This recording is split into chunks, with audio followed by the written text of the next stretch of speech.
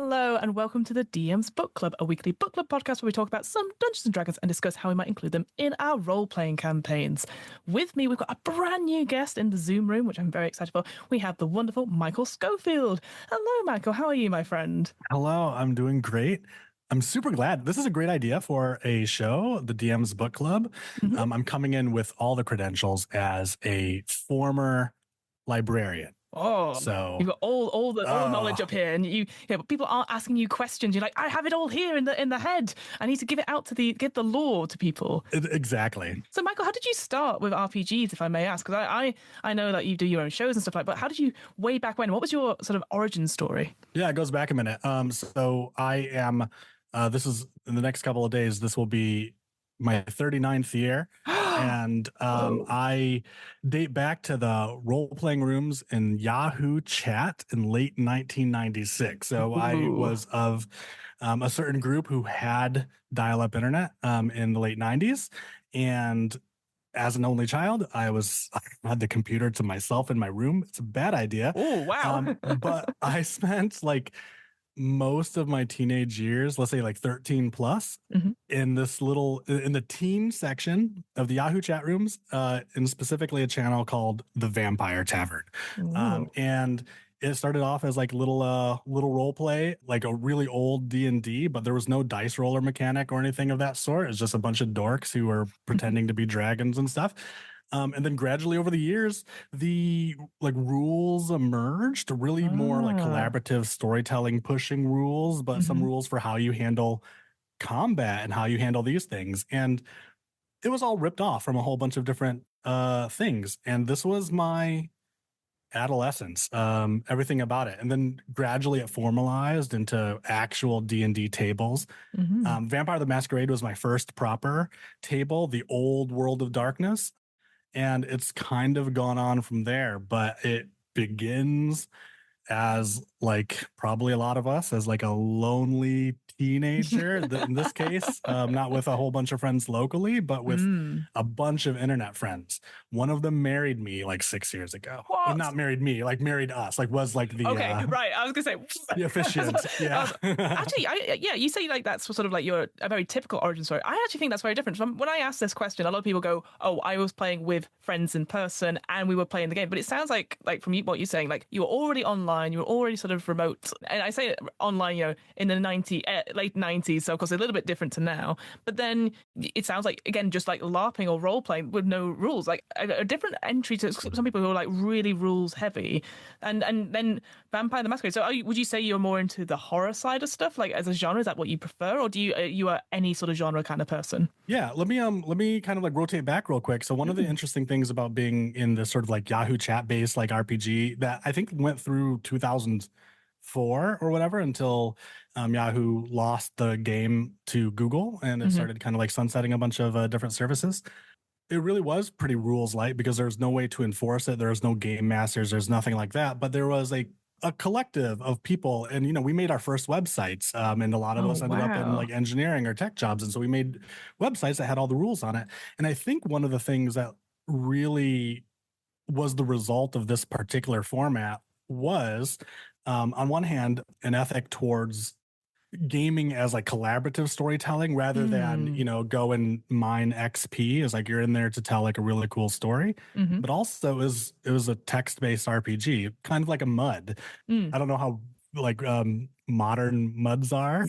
People know what those are, but the whole idea being that you really put in a lot of flavor and all the things I feel people take for granted now. It's oh, my elf is wearing something a really awesome morning coat or whatever. This is the only way that we could communicate. There were no images, right? There were yeah, so you had to be real descriptive in your in your descriptions. Yeah, it's a lot of aspiring writers and and fantasists. Then to my second part of that question, and so would you say that as a player or as a GM as well, do you prefer that World of Darkness? So because obviously I'm a big fan of World of Darkness stuff as well. I'm big into horror myself, but is it those kind of stories that you prefer, or are you sort of I'm up for any kind of genres as long as the story is good? Collaborative storytelling is more important than the genre. Yes, the latter. I'm definitely a horror fan, and I think the Vampire the Masquerade World of Darkness storyteller system, which is I don't know what the I don't know what the slogan is now because they've gone through a couple of versions, but originally it Yeah. was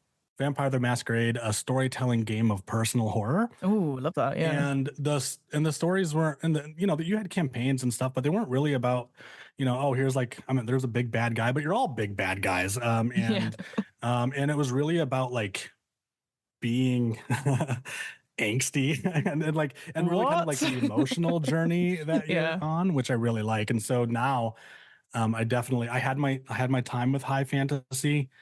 It's sort of over for me. Like Hmm. I prefer a low fantasy. I prefer things that are a little bit more like grounded, but I think that's just because I like stories about like what's going on in here rather Hmm. than, slashing around. But horror, love, low fantasies, love high fantasies, tolerate, very picky, It's things of that fine. sort. But I'm just a fan of stuff. Yeah, no, I see that, and yeah, I'm the same. As someone from an improviser background, the whole thing is not about what you get as the premise or the suggestion. It's about how your relationship is in the scene with the other people. So instantly, I'm like, yeah, I feel we're on the same page, Michael. So I appreciate it.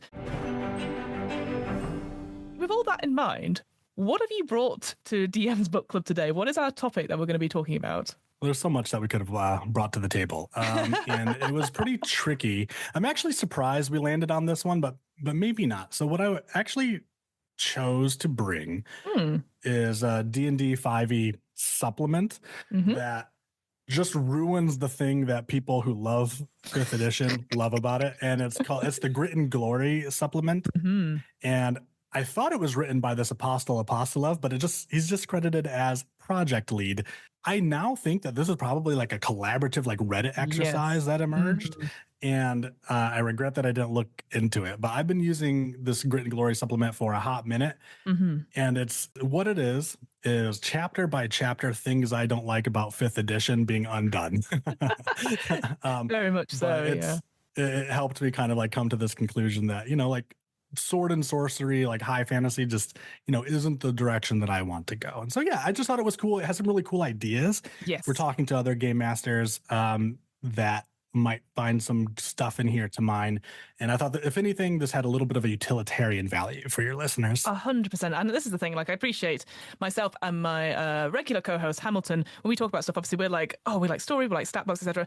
We tend not to be very crunch. Like, we don't mind crunch, it's totally fine. And this is pretty much the crunchiest thing I've ever seen. Like, when you suggested it, I was like, I wonder what that is. 100 pages of crunch. But this is the thing, for some folks, this is what they want from D&D. If they've got into D&D, but we want something more. So yeah, their little tagline is "Grit is adventure of its own," which I was like, whoa, okay. But it's this idea of like, what if it was more real? What if like the magic and stuff?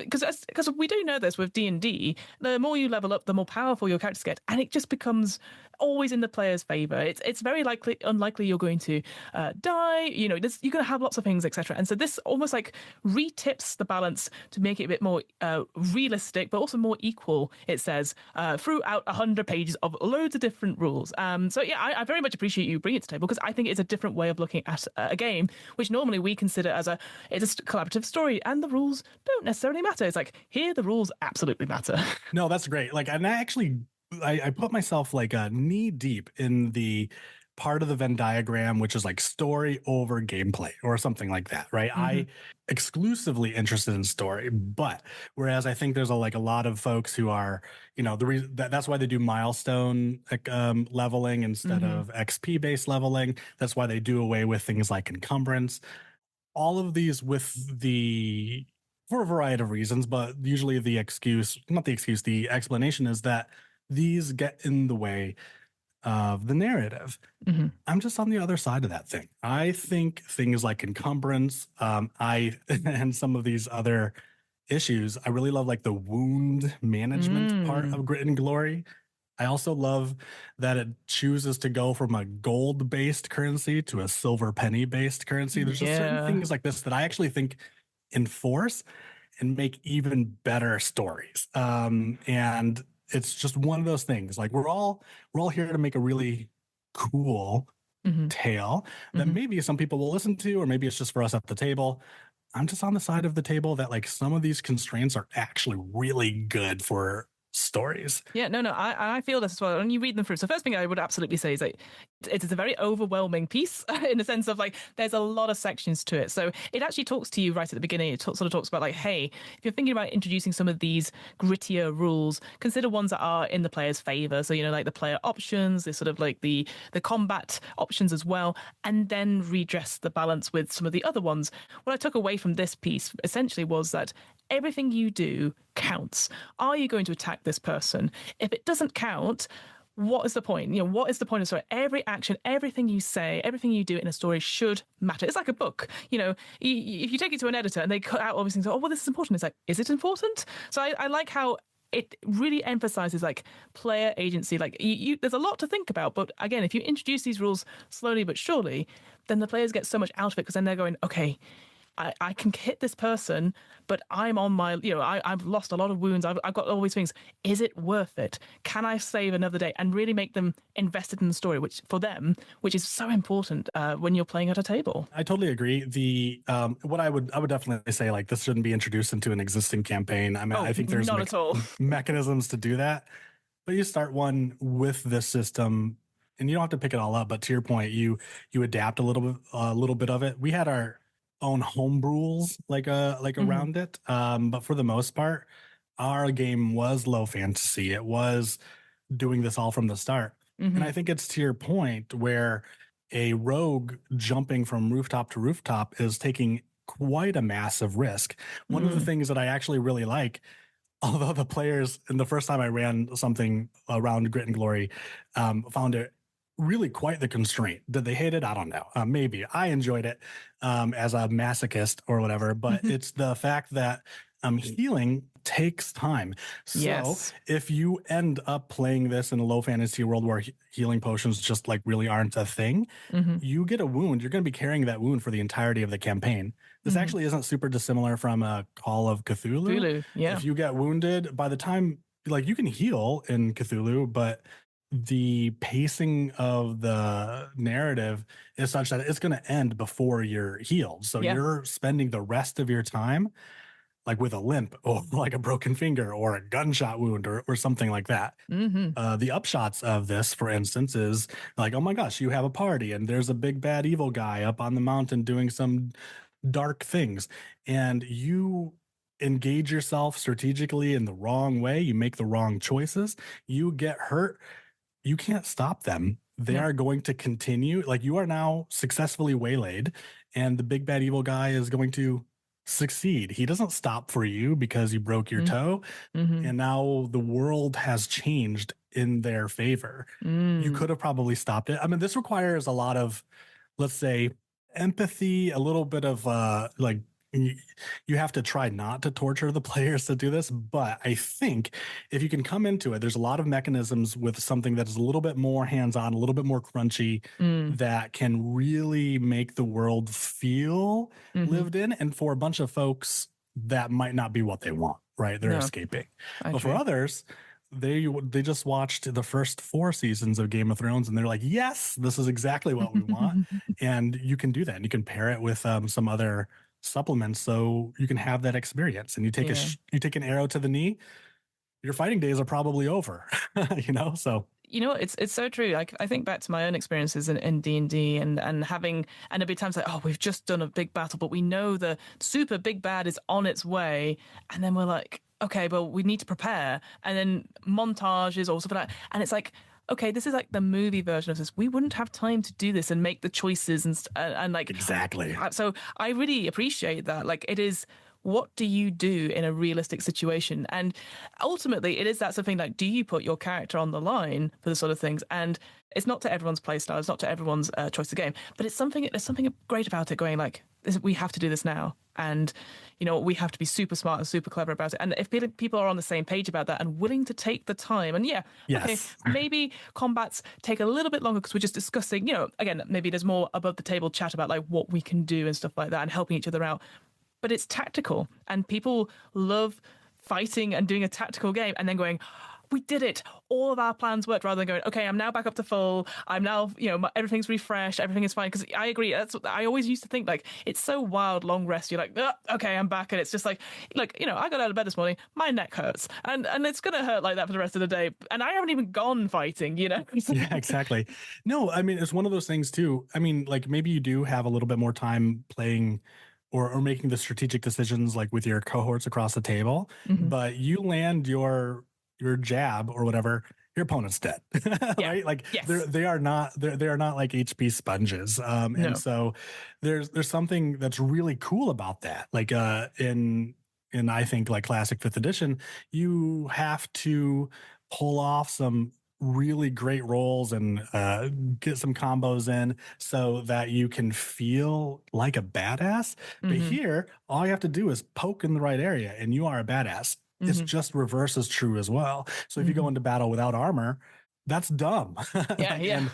and there's just like there's just a lot of stuff like that that's like really interesting. And it also makes the storytelling a little bit easier because Mm. suddenly oh man, like I have an infected slash on my thigh, and Mm. now you have to go figure out how to get that taken care of while you're 30 miles outside of the nearest town and you Mhm. have 5 silver pennies in your pocket. Suddenly it becomes a survival story. And, Mm. maybe that sucks for folks, but to me, it's like the lazy approach. Like the game gives you I don't know, the things that create those narrative moments. Mhm. And Mhm. like for me, I just have to do a lot less work. You said something really important. Yeah, your table definitely has to buy in. Yes. It's something that you recruit for. It's like, hey, we're going to tell this kind of story. You're probably not going to live. You twist your ankle, you're probably toast.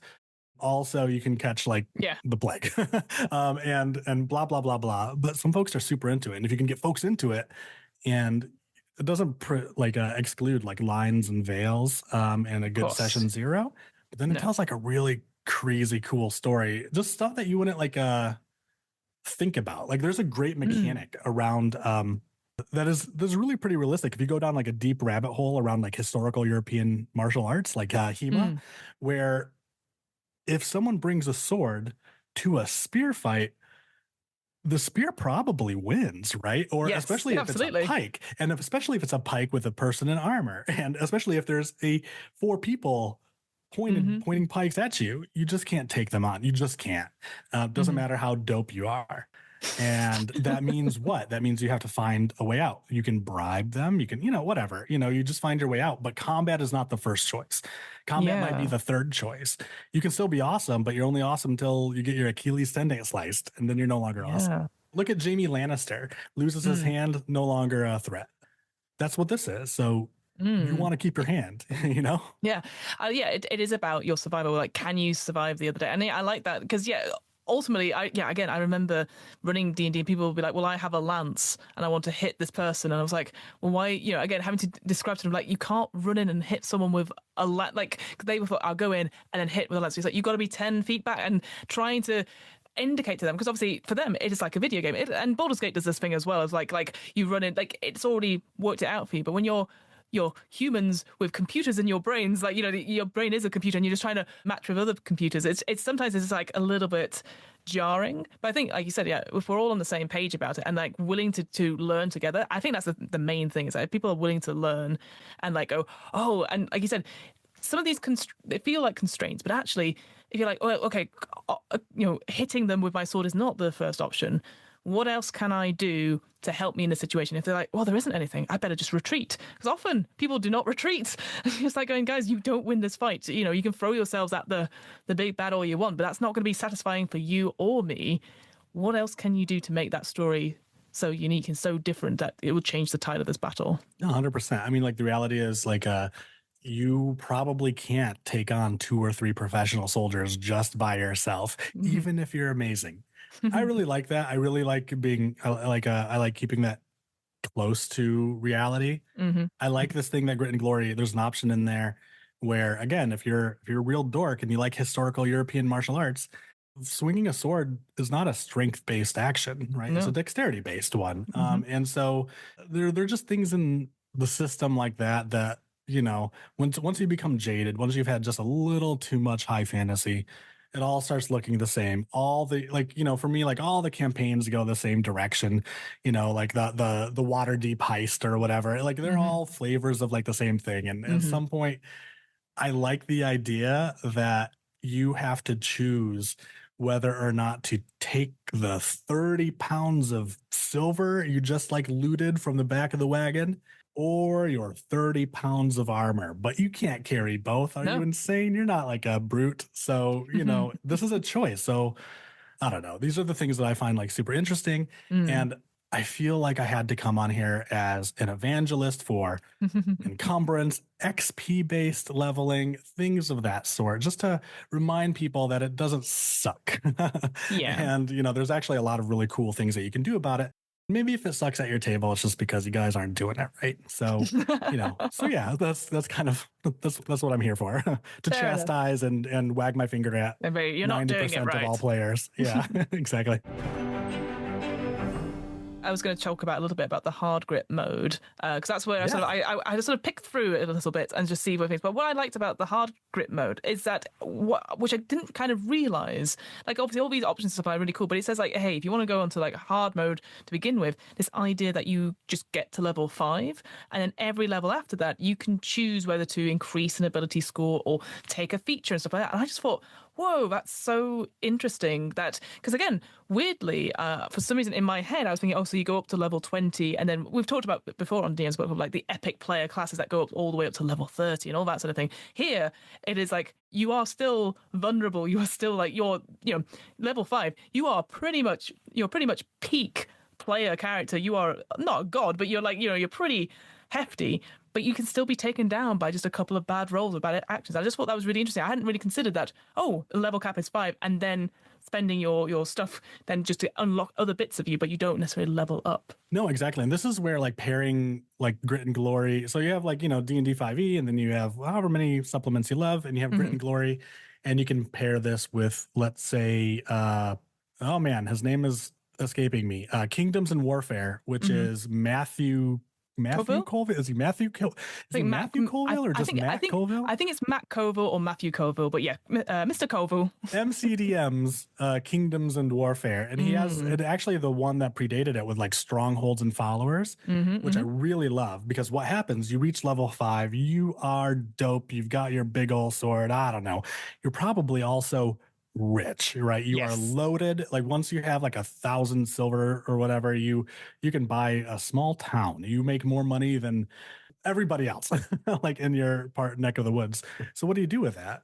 So these systems allow you to like strongholds and followers, and I think that's baked into Kingdoms and Warfare, but I'm going to talk about them as like two separate. Yeah. Strongholds and followers gives you the mechanism for spending that money. Why Mm-hmm. don't you have a keep? Like whether or not you have like the blessing of like the elderman of like above you is like you can afford a walled area or you can afford a business, and having these kinds of things give you different kind of strategic anchors that you can Mm. use in the campaign. So you can muster a small army, or you can recruit a whole bunch of contacts, and because you're loaded you can totally afford them, or you can have a spy network, or da da da da da. Mm-hmm. And these are the things to me that feel way more realistic. Is like, if maybe you do reach level 7 and 10 and 15 and 20, and you are legit a god, you're immortal, and you can blip back and forth and realm burst, but or you become the king or queen. You developed social capital and Yeah. militaristic capital, things of that sort, and that's also super interesting. How do you defeat a bad guy? It's like, well, maybe you go away for like 10 or 15 years, and you're Robin Hood or whatever, and you create an army of people who live in the forest, and Mm-hmm. then you are able to sack Nottingham. So it's just again, it's just a different angle. Mm-hmm. D&D 5e is so very much focused on like the individual. So you have a party, and it is the party, and you have some NPCs, but it is the party, Mm-hmm. and these people are getting a more amazing. But the reality is, I think as you accrue renown or whatever, you have Mm. followers, you have a baggage train. I feel like Jester and the Mm. Mighty Nine and like Critical Role like campaign 2, she became like the avatar or like the high priestess of like the Traveler or whatever. So that's the kind of thing that is pretty dope. If anything, it's variety. right? Hmm. After a whole bunch of different table sessions that all feel sort of the same. Hmm. So Hmm. Yeah, yeah. and I've definitely been in that part where we got between us 30,000 gold. What do we want to do with it? What can we buy with it? You know, it's just If you ever do like a water deep dragon heist or whatever, you are just loaded. Why don't you have an armada? But if you do, like, what are you going to do with it? I mean, like, that's yeah, the you know, upkeep costs, you know, maintenance costs and all that sort of thing. yeah, exactly. These are really interesting to me. Like, oh, okay, well, it's like, well, now you have to run a business, and now it's D&D, the store management game, Yeah, and oh, your first party barley dealer. That's not a thing. Like his barley stock has yeah. gotten really moldy, and now you can't provide ale to whatever. Like, I'm not very good at this, but It's so funny because I always do think that like the level because we got to level 20 in our particular D&D campaign, and obviously it's like, oh, the world, you know, world ending things. But you're right, what if it's just like, guys, we're running out of food, how do we get food? And bringing it back to, as you were sort of saying before, that's that idea of like grounded things. Like, yes, every story can have the apocalypse about to happen, the, you know, the four elemental cults come out, you know, Vecna is back, absolutely, and that is heroic, you know. But it is, like you said, it's that high fantasy. What about low fantasy where you're like, people are starving and dying, there's a war on the way? What do you do as somebody who has had a couple of ventures under their belt? They are now pretty, you know, big leader. What do you do in this situation? Do you run away? Do you take, you know? And I think that's just a more interesting story that's not necessarily like it goes all the way to 100 going, dragons. It's like, yeah, it could be a dragon, but maybe you have to go talk to the dragons and all that sort of thing. no, I mean, like I think there's a like this. I guess this is not objective, but to me there's a reason that every time Superman fights like galactic like world ender, it's the same thing over and over again. And the Mm-hmm. best stories out of comics are when Superman has to deal with the fact that he is alone, that there is no one Mm-hmm. like him on this Mm-hmm. planet until there is, and they like whatever, and they And kind of then like change the lose the story a plot. little But bit. like, Yeah. yeah, exactly. But again, it's just different. Like Mm-hmm. potentially you're like, hey, maybe that's why you go to Vampire the Masquerade, or you go to one of these other systems Mm. that really have a different focus. Maybe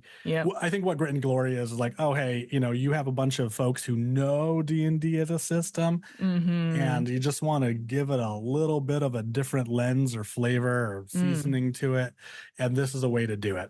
I'm sure there's like way better systems like Blades in the Dark or something Oh, like that, for but yeah. sure. Yeah. I mean, we always sort of promote loads of other RPG systems. We're like, oh, it's just like this RPG system that we played. But yeah, I was going to mention like some things that's sort of stood out to me, certainly in the first chapter of the core rules. This idea of the exceptional success. Super cool, huh? I love this idea. So Yeah. this idea of any non-critical attack roll that beats the AC by more than 10, and similarly any skill roll that beats the DC by 10, is called an exceptional success. So you may re-roll one weapon die before calculating damage, and if you do so, you can choose between the two results. I love that idea because the amount of times you go, okay, I've absolutely, you know, I've won by loads. It's like, but you don't get anything additional for it. I thought that was such a little, really cool little like, oh, amazing sort of thing. And then with that exceptional success with stacking advantages, I thought that was really cool My as well. favorite thing. Yeah. I like this idea, but basically it makes sense in a realistic world that you'll have multiple things giving you advantage, but rather than just re-rolling the dice, it just gives you an extra one, plus two, plus three, etc.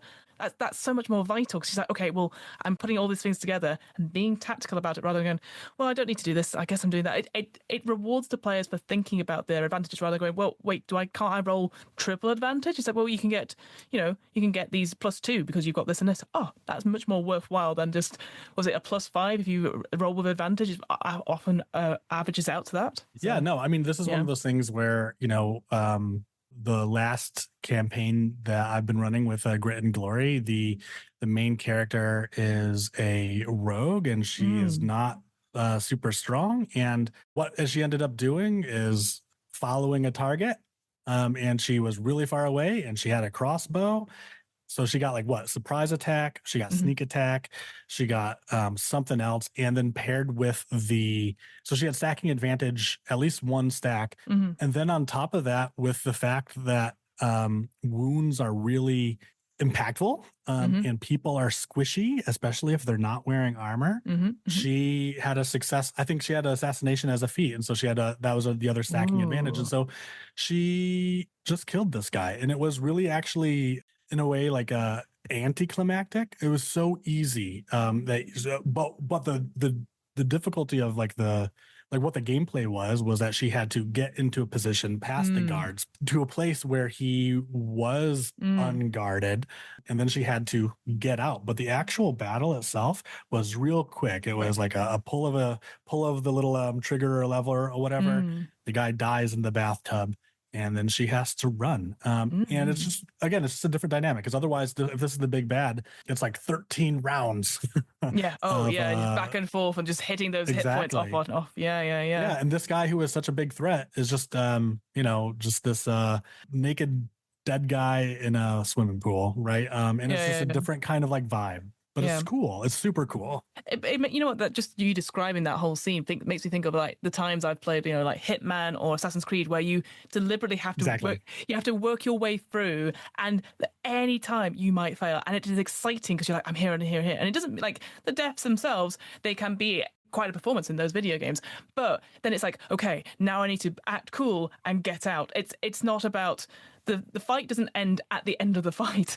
The whole thing ends when you're out in the clear and you go, I can't believe that worked. And at any point those things can go wrong. And I appreciate that. So yeah, it's not the exciting part. That is like just done the task. Great. Now how do I get out of here? That's the more exciting. Like, how are you going to survive? People now being on alert because you've done this amazing kill. There's like one other thing here that I was just kind of like looking at the Please. book that I think is really swank. So I mean, a lot of the meat and potatoes of Grit and Glory are wounds and injuries, but there's something Yeah. here. They have a rule about how you help people, Yeah. and it's specifically that you can't unless you have a corresponding skill check that would suggest that you could Mm-hmm. advise them or whatever. In say like a stock fifth edition, say I'm going to go help this person, and then they get advantage. Well, in this case, I'd have to like look. They don't get advantage for you helping them. I assume it would be like a +1 stacking thing, right? That's what I You assume have it to would be. roll a six. You still have to roll a success on your Yes. skill. So yeah, you make a DC 10 skill check with that skill, and you cannot help if you suffer disadvantage to the roll. You Right. have to have a proficiency in that skill in the first place. Mm-hmm, I think mm-hmm. that's pretty sick as well. Again, it's just one of those things where it just changes the dynamic of the party, where even during like character creation, there's a little bit of advantage to having some kind of overlap. Whereas Mm-hmm. instead of having a whole bunch of like disparate backgrounds that in another system would really complement one another because you are casting a really wide net, you Mm-hmm. can still do that. But in this case, they don't overlap at the critical moments where you probably need it. Mm-hmm. Mm-hmm. And so having a party of just monks or something Yes. like that makes a little bit more sense, because you have a shared Mm. skill set and Mm-hmm. a whole bunch of other weaknesses that you aren't covering for. But the supplements that are good are the ones that add like a very different kind of like twist to the core game.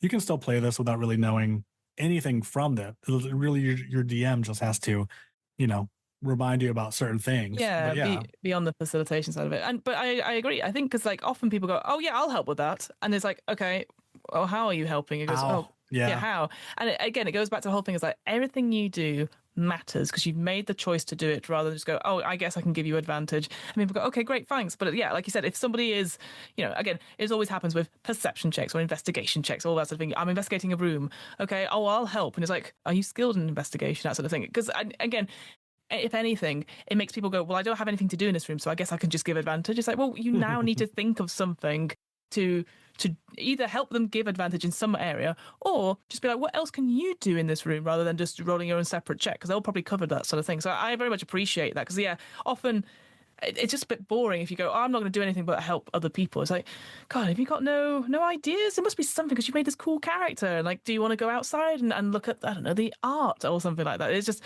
it makes the players hopefully switch on a little bit more and like engage with it rather than just go, oh yeah, I guess I'll give advantage. That's the point what I thought when I was reading the help others section. Interesting problem to solve though, right? It's like, oh, Mm, how do you create a system that encourages the otherwise uninspired player like to do yeah. something? Mm-hmm. I don't know the answer to that. I could totally see people just well, you see it. They're like, I don't know what to do. I guess there's no wrong answer, but like for me, when someone goes, okay, what do you want to do? Like I might not have like a solid idea of what I want to do, but I always want to go, oh, you've asked me. Well, I have to do something with that time now because I've got the spotlight, even just briefly, and I want to, Yes. and that's what I really like about when people do that sort of thing. Some people are like, you know what, I don't have anything, but I'm just gonna, I don't know, I'm gonna get everyone ready for battle or something. Like, okay, well then we know what you're doing. Rather than going, I don't know, I'll just help, I'll do what that guy's doing. It's like, great.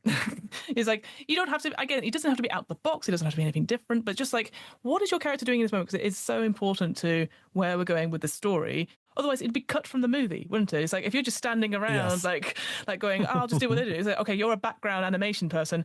We get rid of you in the movie. You're not interesting. You're not, it's like I was saying this to someone else recently, which is appreciate. It's nothing apart from this, but it's like there's a reason why there's no bathroom scenes in films or anything like that, other than horror films.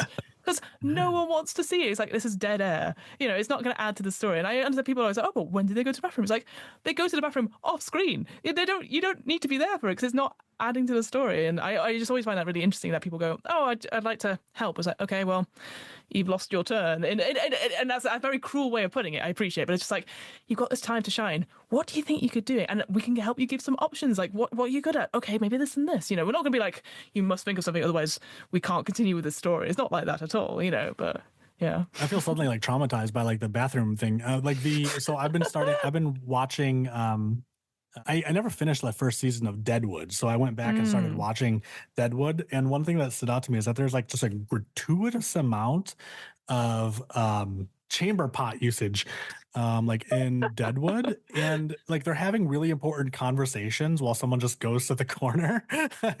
I find myself like leaning forward in my chair and thinking pretty hard about what that adds to the story or takes away from it. I don't understand. I get the sense. I mean, this is hard grit mode. It's like, so I'm sure somewhere here in the next version, if they do it, they're gonna have like, oh, don't forget to take your bathroom breaks. Yeah. They have rules like, hey, you have to take off your armor to rest. Yes. You Yeah. have to look after your weapons. drink. You have to eat. Your weapons will rust. Yeah, there's certain things here where you can go maybe a little too hard into the nitty gritty. Sure, yeah. But pick and choose, Yeah, you can choose, and also it's there because somebody clearly would like to look at it and go, oh, okay, like it's what I'm one thing you can't fault about this book is that it is detailed and the research is there, and as somebody who isn't into like the medieval history of things or like how many different layers of armor and what you need to do, in fact is that it makes me appreciate that someone's gone and looked at this and then gone, okay, so that means that AC is not how hard you are to hit. It is more like how much you can sustain that damage and how much. And I was like, oh, that makes total sense to me. You know what I mean? That's cool, wasn't it? Like, so even like, so you have a shield, right? And it gives you like +2 or something like that. Well, like the rule in Grit and Glory, I think it's unique to Grit and Glory, but maybe not. Like, I'm going to be honest. It's been a minute since I've played a non-supplemented D&D 5e. But the whole idea is like, so like if your natural AC is say 12 and you have a shield that gives you +2, so you have 14. If someone attacks you and you soak it within that kind of like 2-point buffer, so 12, 13, 14, it removes 1 from your shield because they're doing damage to the shield. Yeah. That's true for cover as well. You put yourself behind cover, you can chip away cover. That's really cool. You mentioned something about armor.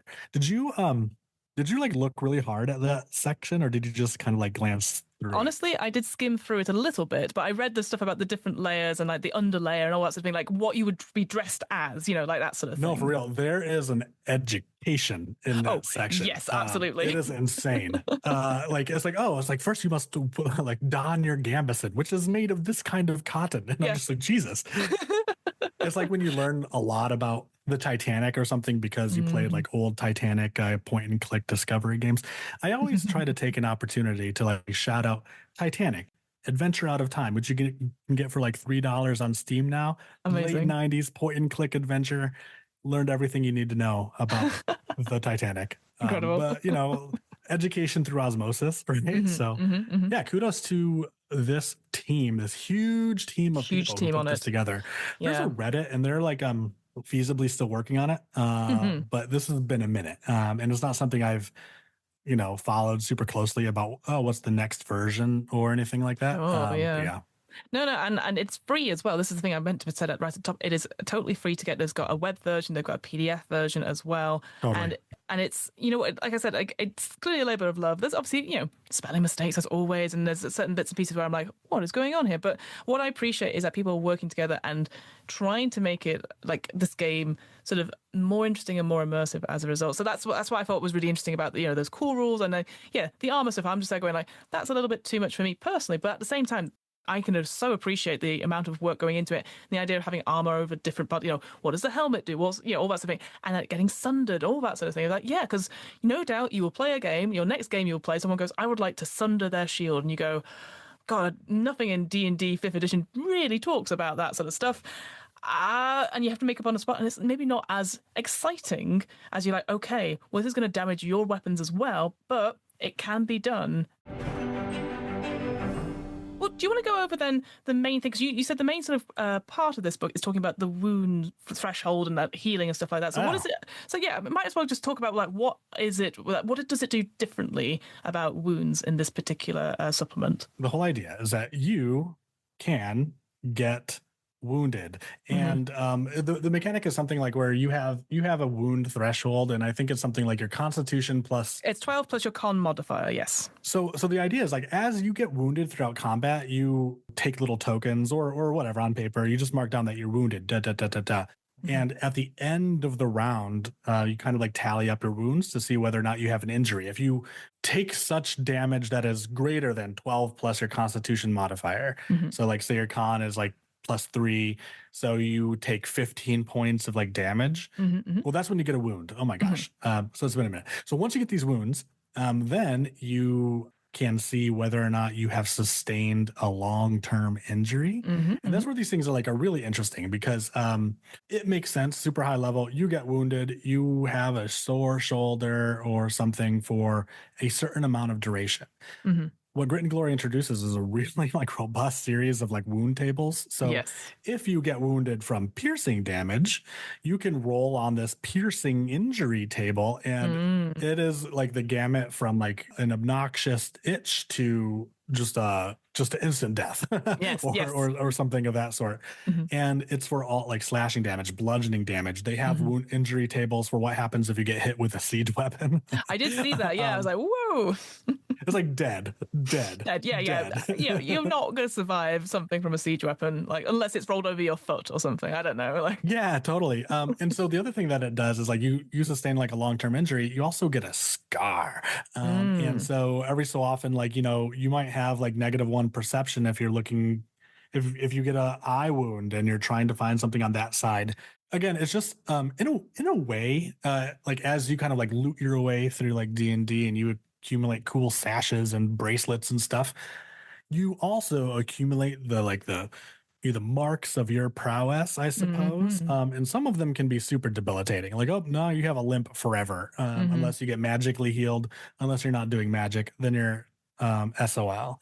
But just one of those things that I think is just like really, really cool, and it adds like just a degree of like just like ugh, but also like a realistic ugh. Like if you get shot in like the knee, you're probably lame.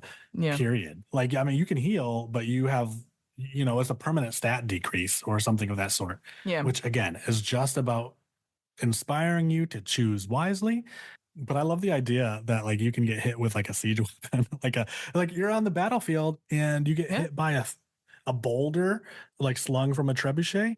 I mean, you're toast. That's it, isn't it? Yeah, what I like about it is it breaks it down obviously into stuff like you were saying, like these suffered one or more sort of wound risks, and you get open wounds and all that sort of thing. And why I always bleed, failing from wounds as well. Like again, if you're just exhaustion, all that sort of thing, it adds up that you're not when you're fighting. Even though we know that these combat in general are like what, under a minute at most, maybe even 2, and you're going to be knackered because it's I always think about, I don't know if you've seen the D&D movie Honor Amongst Moves, but there's a big fight at the end and everyone's just like all going on at the same time, and that's what's happening. You're going to be knackered after 10 seconds of like constantly swinging your sword or anything like, because it's exhausting. Even if you are the most sort of like conditioned athlete of all time, getting an injury to your leg or to your hand, and you're like, okay, it still hurts, and you have to push through it. And there's this idea of exertion as well, like, you know, if you're trying to, you know, beat the exhaustion stuff as well. So I thought that was really interesting. And just going on to what you're saying about the wound stuff, there's a couple of other RPGs recently,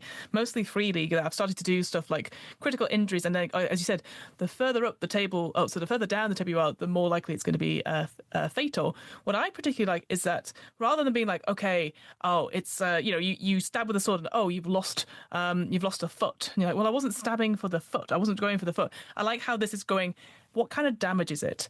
And then make sense of what the consequence is, rather than being like, what location wise. Because some people always are like, oh, I'm going to go for the head.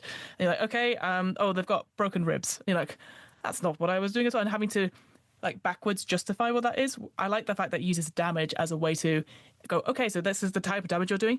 This is the kind of thing that's happening. So it's not necessarily focusing on the area of the person's body. And to your point, like going for the person's head, actually, I think in Grit and Glory has like +2 difficulty or something like that. It's actually harder to aim. It advantages you to walk around in like chest armor, but maybe not wearing a helmet, because it's more unlikely that you get hit in the head. Brief tangent. Like I've been really loving the Free League systems lately, like Alien or like The Walking Dead.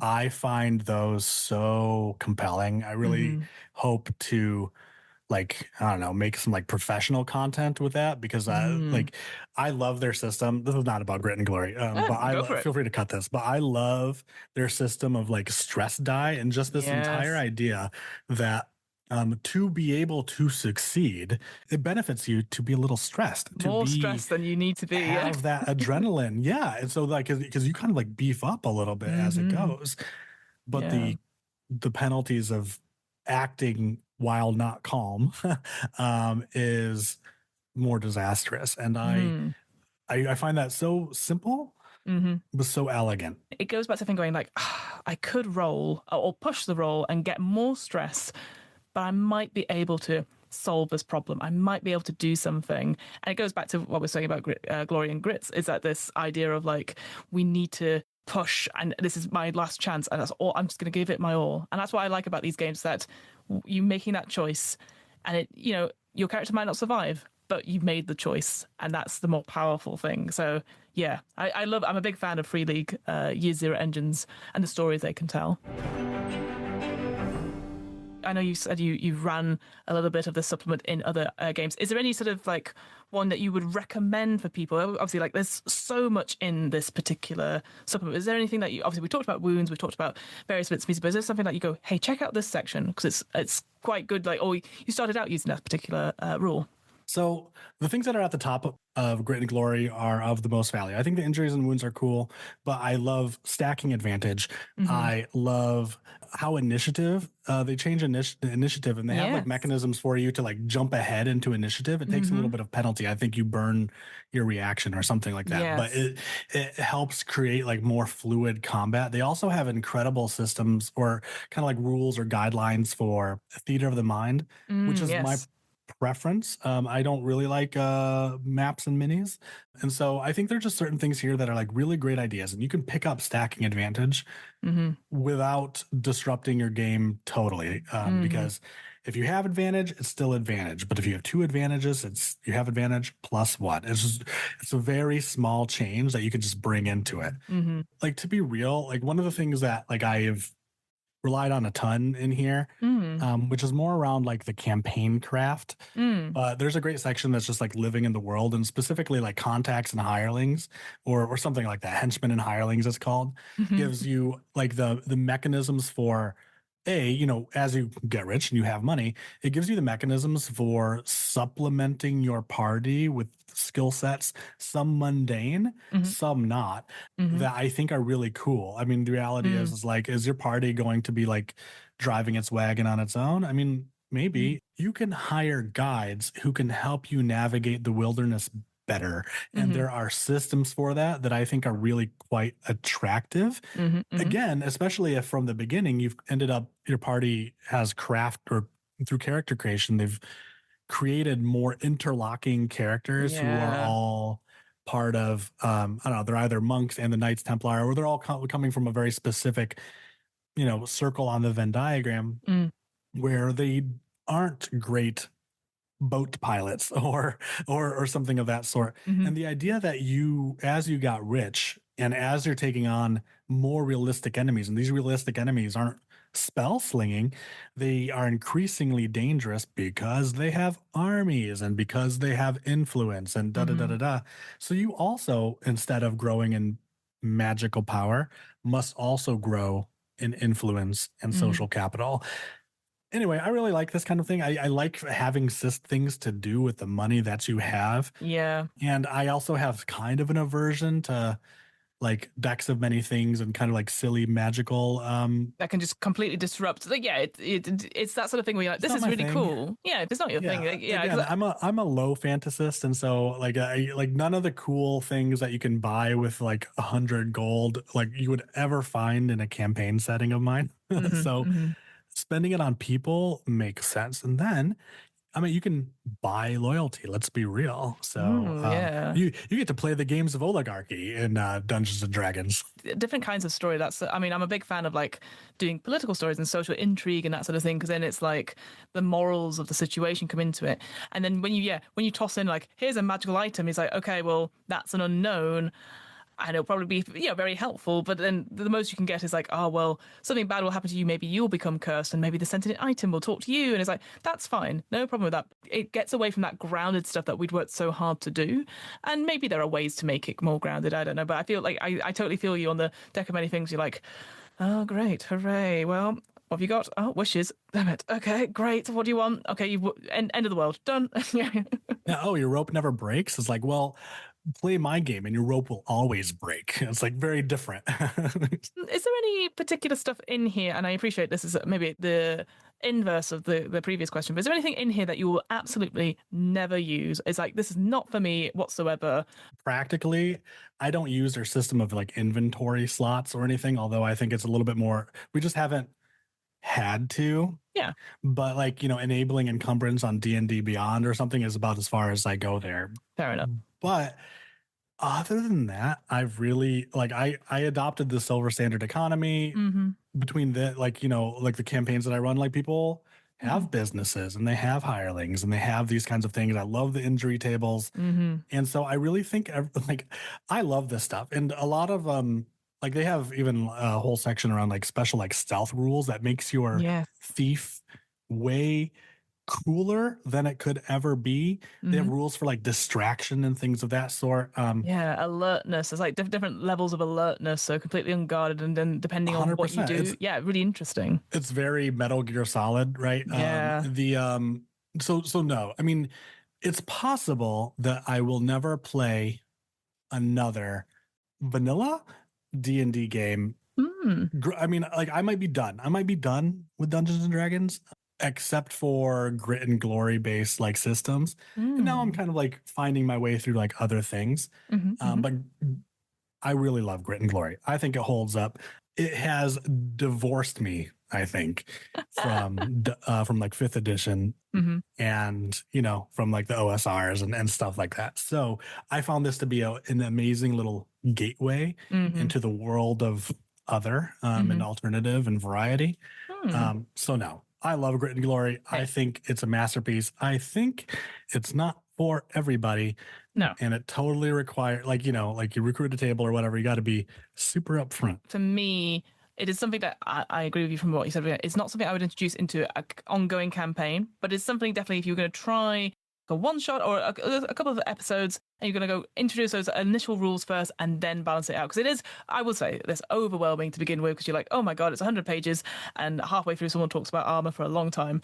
But there is so much to it, and I very much appreciate going, the nitty gritty of stuff and how this can give advantage. How does this make you feel? And ultimately, at the end of the day, as long as the players are engaged and immersed, and they don't feel like their choices don't matter. Like here, every choice they make matters. I think I even say this whenever I start a new table, or it's like, hey, every obstacle can be solved without combat. Mm-hmm. Right? There are ways around it. Combat is not the choice. I'm running a Call of Cthulhu campaign now. You don't want to start combat. Like you just don't. Why Like do people it's always think bad they'll news. shoot the thing, and you're like, I get it, you're in character, but also stop shooting the thing. It's going to kill you. Well, I mean, like they learn right when like they're on their second character. It's like, oh man, it's like, well, in Grit and Glory, you run in, you stab somebody, and you run out, and you know what? Someone catches you with an arrow in the back of the leg, and then they come in, and what do? They just execute you. You're done. That's Bye. it. Yeah, This part of like the lines of the veil. This part of the session zero. It's like, hey, of it's like course. just so you know, like I'm not trying to kill you, but this game will kill you if you The are. stakes are so Yeah. high. Any mistake, and it's not your fault. It is not your fault. Sometimes it is just literally the die that the rolls, and that's it. 100%. Like I could totally see being super upset with like your DM or whatever. You have to have you and your table have to be like you have to see each other for like who they are. And that's why like you go into this saying like, hey, there's one thing where you're just going to mine XP and we're just going to go level up until we can't, or we're going to tell this really cool story about blah blah blah, and the goal is the story, and maybe you'll die. I'm not trying to kill you because I'm trying to get 10 sessions in at least, but you might die if the dice are really bad.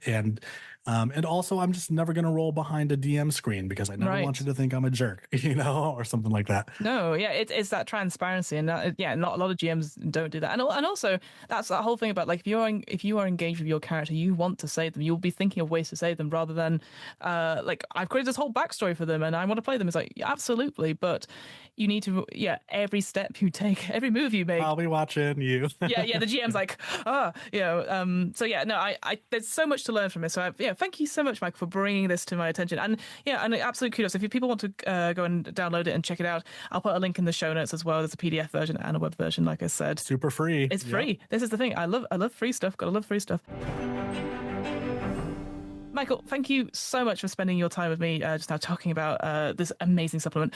Where can people find your work? What are you up to? If there's stuff you can talk about, and where are you on the socials? I appreciate it. I had a blast. I'm Scoyfield on the socials, but the socials. Oh the socials. Oh wow. I'm wherever. I'm sort of like a serial hobbyist. I'm in the middle of like producing the second season of like my actual play. It's one player, one DM, full cast, fully paid cast, full soundscapes, award winning. So I'm working on the second season of a Grit and Glory based D&D campaign called actual play called The Thief. It's at thiefpodcast.com. It's already written, it's already cast. We're just working with all the voice actors now. But this is my labor of love. Nice. And it being Grit and Glory, the main character, the thief, has opted to go into a very Downton Abbey route. So it's thiefy Downton Abbey with a little bit of murder, but she's smart enough not to put herself in harm's way. Amazing. And so that's where you can find me. Like, help me help the algorithm. Go to thiefpodcast.com. I think you'll dig it. I think it's for you.